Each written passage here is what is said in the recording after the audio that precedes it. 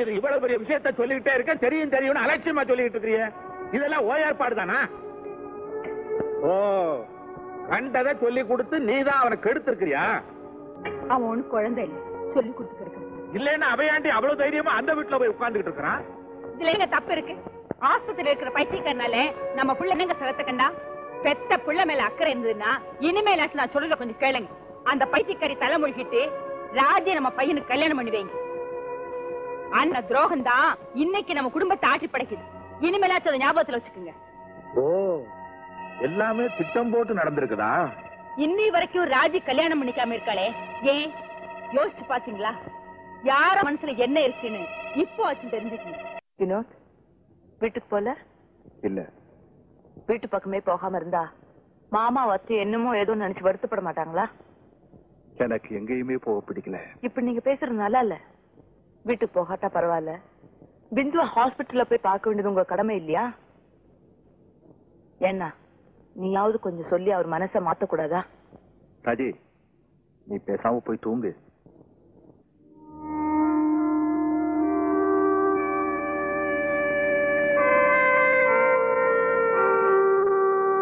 உன் மனைவி விஷயத்துல நீ இவ்வளவு பிடிவாதமா இருக்கிறது தப்பு.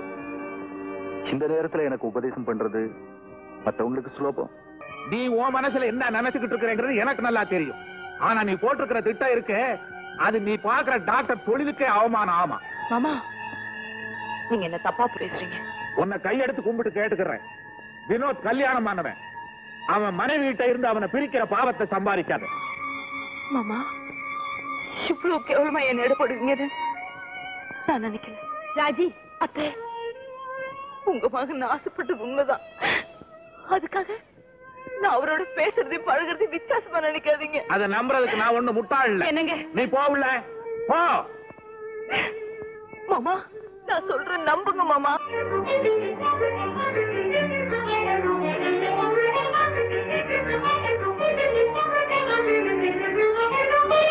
வினோத், என்ன ராஜி?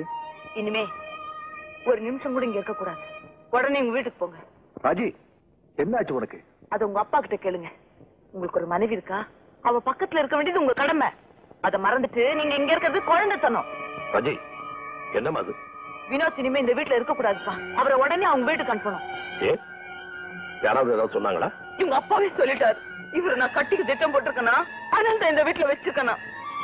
வினோத், இனிமே இந்த வீட்டு பக்கமே நீங்க வர வேணாம். ஆமாடா, உடனே புறப்படு. நீ இருக்க வேண்டிய இடம் இது இல்ல. உனக்குன்னு ஒருத்தி இருக்கா, முதல்ல அவளை போய் பாரு. எதுக்கு? ஓஹோ, அந்த அளவுக்கு மாத்திட்டாளா இந்த ராஜி? ரத்தனம், என்னப்பா சொல்ற? பாலு, என் மகனை நினைச்சு நான் வெக்கப்படணும், ஓ மகளை நினைச்சு நீ வெக்கப்படணும். ரெண்டு பேரும் கேவலமான பிள்ளைங்களை பெற்றிருக்கோம். கொண்டாட்டி நோயாளி இவன் மறந்துட்டான். கால நேரம் சாதகமா இருந்த. ரத்தனம், உண்மையை தெரிஞ்சுக்காம நீ என்ன பேசுற? வினோதுக்கு இருக்கிறதுக்கு வேற காரணம் இருக்கு. அந்த காரணம் தான் எனக்கு தெரியுமே. நீ நினைக்கிறதுலாம் அப்பத்தனமான கற்பனை. இது ஒண்ணும் கற்பனை இல்ல. ஊரே பார்த்து சிரிக்கிற அசிங்கம். இந்த தோல்ல போட்டு வளர்த்தீங்க, ஆனா என்னை பத்தி தெரியாத ஒருத்தர் மாதிரி இப்படி பேசுறீங்களே.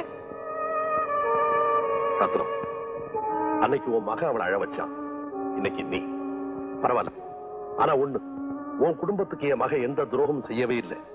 ரத்னம், என் கூட கொஞ்சம் வர்றியா? உங்ககிட்ட தனியா பேசணும். வா ரத்னம்.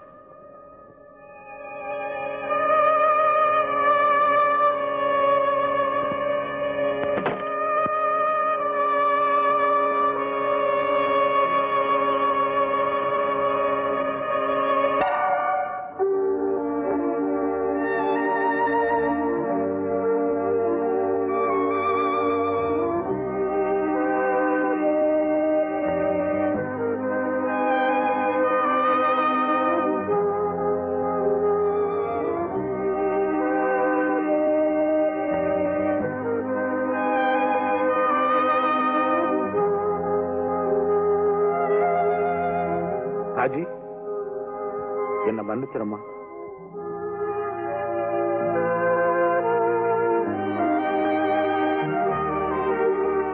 வினோத், உன் நிலைமை எனக்கு நல்லா போயிடுது.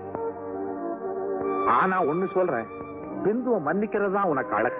அந்த மனப்பக்குவம் உனக்கு எப்ப வருதோ அப்பதான் உன்னை நான் மகனா ஏத்துக்க. நான் வர்றேன்.